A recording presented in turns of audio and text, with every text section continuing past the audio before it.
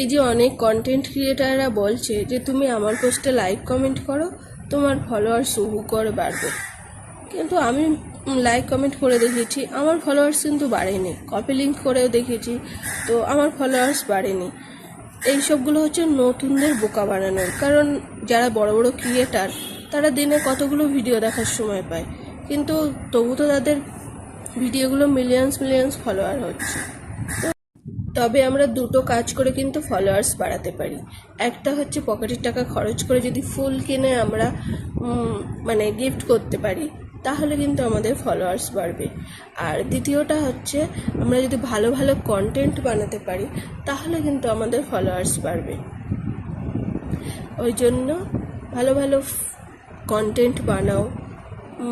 আর যদি পকেটে টাকা থাকে তো ফুল কিনে ভালোবেসে কাউকে গিফট করতে পারো,